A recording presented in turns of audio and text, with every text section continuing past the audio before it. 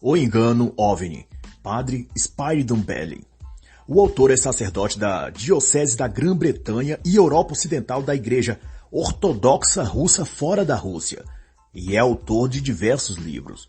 Essa obra trata sobre a questão alien, sobre os fenômenos ufológicos, aparições extraterrestres e OVNIs. E logo ele chama a atenção para um fenômeno adjacente ao próprio fenômeno UFO. O fato intrigante de que os eventos OVNIs vêm sempre em sequência, ou nos termos dele, em ondas. Isso é, quando um fato envolvendo OVNIs ocorre, na sequência segue-se diversos outros casos em vários lugares do mundo. Seja a aparição de um suposto alien ou de um objeto voador não identificado, após este ser relatado e ganhar a mídia, uma série de outros vêm também a ser registrados em outras cidades, localidades e até em países distantes uns dos outros. Mas tão curioso quanto isso é que tais avistamentos compartilham entre si o fato de que todos são filmados à distância, em câmeras de baixa resolução, na penumbra da noite ou em condições em geral adversas, em que impossibilita de uma avaliação precisa e inequívoca do que se tratava aquela manifestação ou quais tipos de aparelhos e veículos eram. Ficando então a cargo das interpretações subjetivas e das teorias diversas. Assim, o contexto da aparição de OVNIs é esse. Surge dúzias de fenômenos, depois seguido de relativa quietude. E tempos mais tarde, outras dezenas de casos simultâneos, e também seguidas de nova quietude. E Spyridon faz uma breve descrição de alguns desses casos. O de Roswell em 1947, na cidade do Novo México, que logo foi seguido de outros avistamentos, a ponto do governo norte-americano abrir investigação oficial e denominar de clímax ufológico. Na época, até 12 aparições simultâneas foram relatadas. E em 1973 foi a vez do Brasil contribuir com visões de extraterrestres e naves espaciais. No caso em questão, os radares aeronáuticos detectaram objetos voadores não identificados e sob as ordens do então presidente José Sarney, caças da aeronáutica foram interceptar os OVNIs. E o impressionante nisso foi que mais de um piloto descreveram que tais objetos não eram compatíveis com nenhum tipo de veículo conhecido e nem sua forma de voar e sua velocidade de manobra. Uma série de fenômenos correlatos, então, passaram a ocorrer também nessa época e em todo lugar do mundo, e continuaram também no Brasil, até pelo menos os anos 1987. E na Inglaterra, em 1980, como o caso de Handlesham Forest, e o caso, depois de um intervalo nas aparições, do comandante Dave Fravor da Marinha em 2004, que não obstante a exemplo do feito em 2012 e depois em 2019, ele veio novamente a público por meio da imprensa em junho de 2023, atualizar os detalhes de suas experiências com OVNIs, ressuscitando toda a discussão, debate e especulações. E correlato a essas coisas, o governo americano renomeou até a expressão OVNI, usada para definir os objetos voadores avistados. Ao invés de OVNI, objeto voador não identificado, no termo em inglês, se referindo a UFO, passou a chamá-los de veículos aéreos inexplicáveis, ou indeterminados, como também se refere. E no ponto seguinte, Padre Spyridon comenta que, à medida que as histórias e relatos sobre OVNIs vão massivamente chegando a público, mais as pessoas passam a normalizar a questão, tratando tudo como um assunto corriqueiro e aceitando como fato consumado o contato com seres de outros planetas e galáxias. Prontos, portanto, para relacionarem-se a nível geopolítico e cultural com quaisquer eventuais criaturas que um dia a mídia ou os governos ou autoridades da ONU lhes apresentar e dizer que são aliens bonzinhos vindos à Terra para ajudar a raça humana a evoluir. E dessa perspectiva corresponde dizer que está havendo um processo de condicionamento mental da sociedade para achar normal e até saudável um possível futuro contato da humanidade com seres de outras supostas galáxias ou universos. E disso depende que a proposta da NASA e outras agências governamentais propositalmente mantém acesa a expectativa de que a humanidade está à beira de um contato com vidas fora da Terra. E então a percepção das pessoas vai sendo assim alimentada de que não estamos sós no universo. E nesse ponto, o autor cita as teorias filosóficas e até teológicas desenvolvidas nesse sentido, sobretudo pelos institutos SET, que em inglês quer dizer Busca por Inteligência Extraterrestre, fundada por Carl Sagan em 1984, como uma agência de pesquisas do surgimento da vida e do espaço cósmico.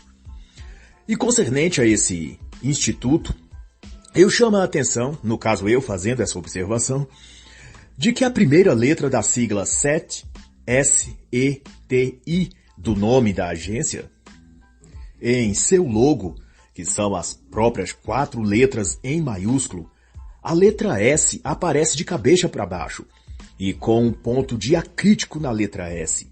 Esse ponto, ou sinal diacrítico, não é usado na língua inglesa. Ela vem de antigas tipologias linguísticas hindus, algumas da antiga Roma e Irlanda principalmente, de onde vêm os celtas e os druidas sacerdotes místicos deles. O ponto diacrítico, que é um ponto abaixo ou acima da letra, denota uma pronúncia especial daquela letra, e no caso da letra S na sigla SET, que quer dizer que há uma ênfase não natural naquela letra, significando sua representação enfática e mudando, no exemplo da própria letra S, sua pronúncia para C cedilha ou SS em comparação ao idioma português, o que poderia, por exemplo, parecer o som também da pronúncia Satan ou Satã, como o S numa função enfática. Além disso, embora esse adendo seja uma especulação minha, a própria letra S, virada de ponta cabeça, remete a um simbolismo ocultista, e quer dizer o que está em cima é como o que está embaixo, ou seja, uma inversão das regras das leis ou da própria verdade, bem consonante ao que está de fato acontecendo em nosso mundo e realidade atual. Mas essas conjecturas à parte, envolve dizer que o Instituto SETI atua em parceria com a NASA, e também com várias universidades. E mais de 100 cientistas são associados a elas, prestando serviços em observatórios da NASA e também produzindo teses especializadas nos campos da astrofísica, geoengenharia espacial, terraforma e transhumanismo, e também da chamada colonização espacial.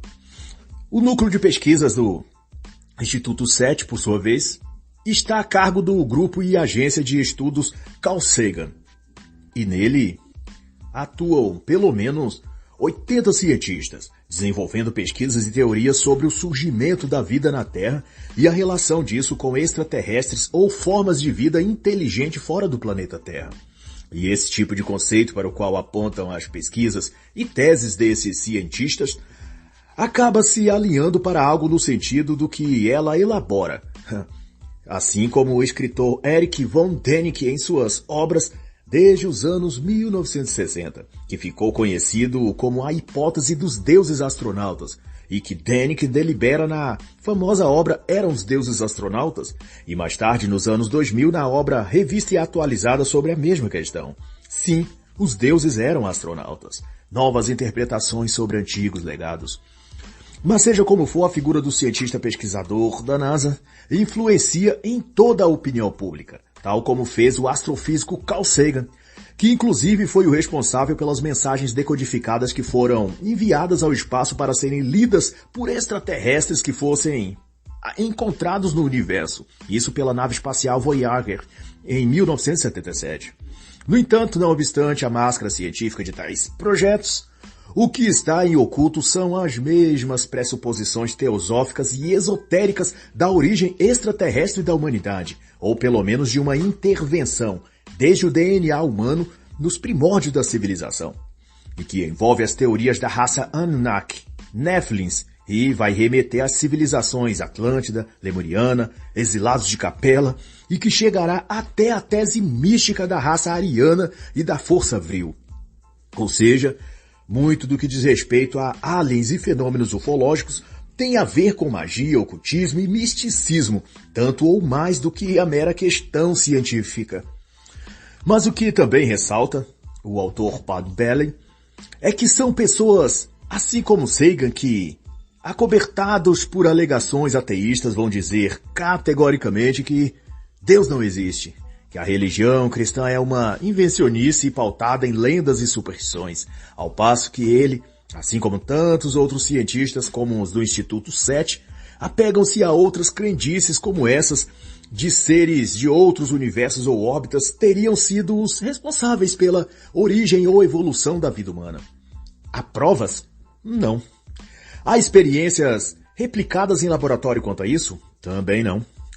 Mas a falta de provas científicas não impede deles acreditarem nisso. Mas os mesmos criticam e zombam da fé e crença cristã. Seria então plausível, isso novamente eu conjecturando, desconfiar que os demônios referidos no livro dele de Carl Sagan, O Mundo Assombrado pelos Demônios, sejam talvez então uma indireta para os únicos tipos de demônios que ele parecia acreditar, os alienígenas, que no fim talvez fossem os mesmos que Däniken chamou de deuses astronautas, e os míticos chamaram a vida toda de deuses, e o cristianismo chama simplesmente de demônios. E muito embora Sagan traz nesse livro um capítulo nomeado justamente de alienígenas, e nele desmistifica e põe em xeque algumas teorias sobre os alienígenas e contatos extraterrestres, isso talvez não queira dizer que ele era cético para a questão, mas que talvez ele fosse cético apenas para os outros tipos de alienígenas que não fossem os dele. Ou se não fosse assim, ele não teria enviado em 1977 mensagens aos alienígenas numa cápsula embarcada na Voyager e, além disso, antes, aliás, disso, criado o Instituto SETI com a finalidade de pesquisar a existência de vida fora da Terra e a origem da vida humana. Talvez ele seja só um vaidoso, que achava os demônios dos outros assombrados, e só os dele inteligentinhos e dignos de crédito.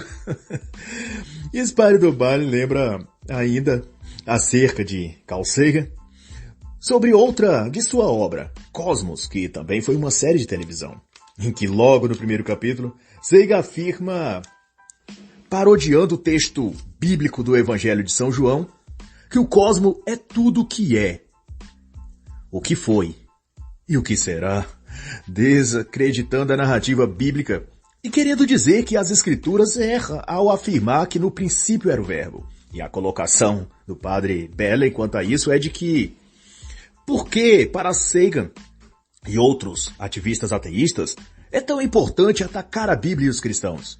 Por que, ou em nome de quem, fazem tanto esforço para desacreditar as pessoas de Deus? E o que o próprio Carl Sagan fez depois foi oferecer um substituto para a fé em Deus, que foi a fé nos alienígenas. Ou seja, a pessoa deveria abandonar a crença em um Deus supremo e criador, mas para aderir à crença em seres intergalácticos que acessem a Terra em naves ultratecnológicas e que talvez tenham alterado até o DNA humano. Como eu disse, Carl Sagan não gostava dos demônios dos outros, mas era doidinho para que você acreditasse nos demônios dele. Ele também disse que a busca por vida em outros lugares também era a busca por quem nós somos. Isso é, conhecer e ter contato com tais seres. E observe que ele não se limita a supostos seres físicos de outras possíveis galáxias, mas deixa em aberto que poderia ser de outros lugares. Outras dimensões, talvez? Outros mundos? Será? Dimensões espirituais? Poderia ser isso? Como se vê então as narrativas sobre extraterrestres acabam se cruzando e se aliando com assuntos espirituais e formando em torno da questão alien uma espécie de nova religião. Portanto, pelo que parece, a ciência moderna, através de seus missionários, faz o papel de João Batista, anunciando e preparando o caminho para a vinda dos antigos deuses, que depois de serem chamados de tantos nomes no decorrer da história, parece assumir agora a alcunha de extraterrestres ou alienígenas. Mas também é que a ciência, e os que falam em nome da ciência, não têm problema algum em aderir a qualquer misticismo ou ideologia ocultista. Seu único inimigo é o cristianismo e a crença em Deus. O padre Spyro Inclusive cita excertos também da obra Os Dragões do Éden e da própria biografia de Carl Sagan por John Wiley Sons, para elencar que, apesar de cético e de ateu, Sagan chega a apelar para a geometria sagrada, um conceito claramente ocultista e cabalístico, para supor a ordem e a harmonia do universo. Ele diz até que a geometria é Deus, e esta é tudo que fez.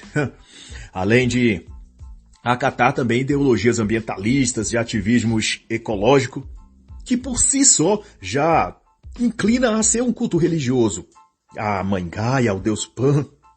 Na época, sabedoria científica falava de um resfriamento global. E Sagan, como outros cientistas, adotavam também esse discurso, promovendo, em nome da ciência soberana, um ativismo nesse exato sentido.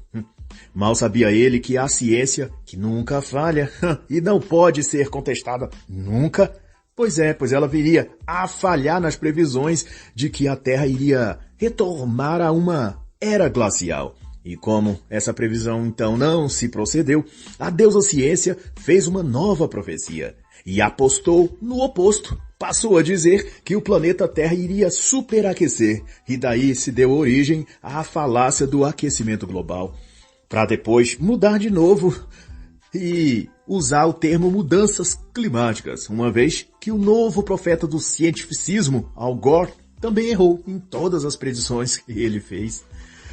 Citei então que quando se fala em vida extraterrestre e OVNIs, se está a tratar de forças e valores opositores a Deus e à fé cristã. Todo o conjunto de teses que especulam sobre atividades alienígenas são conduzidas para a narrativa central de os seres humanos são maus, nocivos ao planeta Terra e alienados pela religião. E que, portanto, salvadores intergalácticos precisam interferir no planeta para que haja uma transição da humanidade para uma nova era de justiça social, de paz, de igualdade, fraternidade, blá, blá, blá, blá, blá. Toda aquela verborragia progressista que a gente já conhece. E com o pensamento nisso é que Spyridon Bellin deduz que a ciência é composta em boa parte de evidências mutáveis e por isso não é a base segura para estabelecermos nela verdades eternas. Mas, ao que tudo indica, a ciência moderna, o estamento político da esquerda e toda a máquina midiática estão consorciados para produzir uma violenta ruptura de paradigma da própria realidade e induzir as massas a um padrão coletivo de crenças e de condutas, onde ideais cristãos sejam extintos da mente delas e substituídas pela fé nos deuses antigos, os agora chamados de extraterrestres ou de aliens. E o ponto de convergência, então, entre ciência moderna e a hipótese alien da vida inteligente de fora da Terra é justamente a teoria da evolução. A tese darwinista veio a sofrer adaptações à medida que os registros fósseis que provariam a evolução das espécies nunca apareceram. E, ademais, toda tentativa de replicá-la em laboratório, como os experimentos da mosca da fruta, obviamente falharam. Simplesmente porque a evolução darwiniana foi uma criação sob encomenda para defenestrar a fé e crença em Deus como Criador. Sua base não é científica, mas ideológica. O próprio Julian Huxley, um dos principais defensores históricos da teoria evolucionária, disse que a ideia era mudar o padrão de pensamento religioso, de centrado em Deus para um pensamento centrado na evolução. O que revela que essa teoria não se tratou de uma descoberta científica, mas uma ação de ataque contra o próprio cristianismo. A meta era tirar as pessoas de seu pensamento em Deus e nas coisas de Deus. Mas, então, surgiu a necessidade de remodelar a teoria e achou-se, nas manifestações aliens, o álibi perfeito. Desenvolveu-se, então, a tese de que a espécie humana teria sofrido uma mutação genética a partir de determinado ponto que operou na espécie um salto evolutivo. E esses cientistas biogenéticos seriam seres mais evoluídos tecnologicamente, vindos de outros planetas ou de sistemas solares distantes. Eram aliens e, por sua enorme capacidade tecnológica, foram confundidos com deuses e cultuados como tais, depois que eles deixaram o planeta Terra. E dessa adoração a criaturas que eram somente cientistas em seus respectivos mundos, passaram então a ocupar a categoria de divindades espirituais aqui na Terra. E a partir disso, construiu-se monumentos para reverenciá-los, e surgiu daí religiões em torno deles e de seus supostos poderes mágicos. Que se tratava, na verdade, de tecnologia avançada. E tudo seria, então, uma questão somente de biologia, de alta tecnologia, de engenharia genética. Ou seja, ciência, nada mais. E muito embora houvesse também nessa teoria evolucionista, repaginada, diversas outras lacunas, assim como a primeira, o que importava para seus propagadores era corroer um tanto mais as bases cristãs ocidentais. Qualquer coisa que pudesse tirar a fé das pessoas e, por questionamento na Bíblia e na narrativa da criação, era tido como bem-vindo ao clube de anticristianismo liderado na época pela ONU. E veja que tanto é uma batalha cultural e uma guerra espiritual, que concomitante às teorias evolucionistas de Darwin, outras foram acopladas a elas, e passou-se a também pressupor que a evolução biológica produzia também uma evolução intelectual e espiritual. O que significa que o evolucionismo darwiniano gera um componente também místico, que desenvolve nas pessoas um melhoramento nos seus processos cognitivos e no seu condicionamento espiritual. O que basta ver aí como o mundo está para deduzir que nem a evolução moral e nem a intelectual parece ter se saído muito bem, né? Mas, de acordo com o Padre Belling, a força motriz dessas conjecturas não é nem a ciência, ou menos ainda a verdade, mas puramente a prossecução de uma agenda globalista. E para esse propósito aliam-se agentes da política, dos setores financeiros internacionais e das altas cúpulas religiosas. E Padre Spidon cita, inclusive, declarações e participações conjuntas em eventos do tema OVNI por parte de filósofos, teólogos do Vaticano, cientistas e historiadores, que são uníssonos nas mesmas retóricas, como se estivessem lendo o mesmo script, o que, ao se ver, deve mesmo estar. Pois são consórcio comprometidos com a mentira e com a propalação do erro e do engano, principalmente o engano OVNI. E ele conta então que em setembro de 2014 a NASA convocou um simpósio no Congresso americano para abordar a questão de vida extraterrestre. E não apenas os personagens da política norte-americana e da mídia foram entusiastas em torno do tema, como também os representantes do Vaticano, que se demonstraram os mais eufóricos, discutindo inclusive as estratégias de marketing e de persuasão psicológica para direcionar a sociedade a aceitar a existência de vida alienígena. Stephen Drix, que foi chefe da Administração Nacional de Aeronáutica nos Estados Unidos, e na época do simpósio, em 2014, atuava como presidente do departamento da NASA para astrobiologia na Biblioteca do Congresso, disse em entrevista que a ideia não era esperar que se faça contato com extraterrestres, mas desde já preparar o público para essa descoberta. Guy Consolmagno, presidente do Observatório do Vaticano, coadunou com essa declaração, também na época vocalizando que apesar de não terem evidências ainda de vida extraterrestre, ele achava emocionante prever isso, e que tal descoberta ajudaria os cristãos a compreenderem melhor sua fé. E para o autor, essas mensagens correspondem a uma narrativa ou um teatro de ideias, onde todos participam e que deve afetar a todas as pessoas, de modo que até mesmo antes dos aclamados ETs visitarem a Terra, eles já estejam a visitar a mente da população em geral, trocando a fé em Deus pela fé nas entidades de outras partes do universo. E já na década de 2000, preceitua também o autor, em torno de 60% dos norte-americanos acreditavam que alienígenas existiam, segundo as pesquisas, e cerca de 45% achavam que os extraterrestres já haviam sim visitado a Terra. Mas em contraste, desde a missão da Apollo 8 em 1968, a NASA entoa a mesma cantilena de que um contato com aliens pode ocorrer em breve. Em 2009, para ser mais recente, a NASA inundou o mundo com uma nova carga de esperança e fé nos alienígenas, quando lançou a espaçonave Kepler para pesquisar a Via Láctea. E supostamente ela teria detectado planetas fora desse sistema solar, onde as condições potencialmente permitiriam a presença de vida como a conhecemos.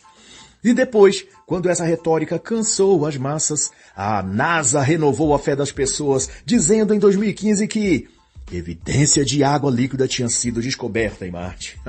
E quando, mais uma vez, essa historinha para boi dormir já não excitava mais as pessoas, um porta-voz da NASA, um de seus cientistas, o professor Silvano Colombano, vazou à imprensa que alienígenas já podem ter visitado a Terra, mas que a natureza deles não era física e por isso não conseguimos detectá-los. E ele então revisitou as teorias de Dennett sobre civilizações antigas extraterrestres, os Anunnakis ou reptilianos, sinalizando a possibilidade dos povos da antiguidade terem tido contato com esses seres. Mas repare aí que sutilmente o discurso oficial vai se refinando de meros seres extraterrestres para seres espirituais, não dotados de matéria física. E mais um pouco, e estarão nos dizendo para adotar a premissa de que os alienígenas não apenas são os verdadeiros pais e criadores da raça humana, mas que também não são entes corpóreos, mas entidades energéticas ou de luz, entre aspas aqui. E então ficará claro que o tal contato com extraterrestres era um truque para introduzir nas sociedades a aceitação aos deuses antigos. E esses deuses do passado não são outros senão aqueles mesmos que a Bíblia chama de Néfilins, ou de anjos caídos. E assim então está escrito: E eis que olhei e vi uma besta que subia do mar, que tinha 7 cabeças e 10 chifres, e sobre os chifres 10 coroas, e em cada cabeça um nome de blasfêmia. Apocalipse 13. E assim encerra a análise da obra O Engano OVNI, de Padre Spyridon Belli.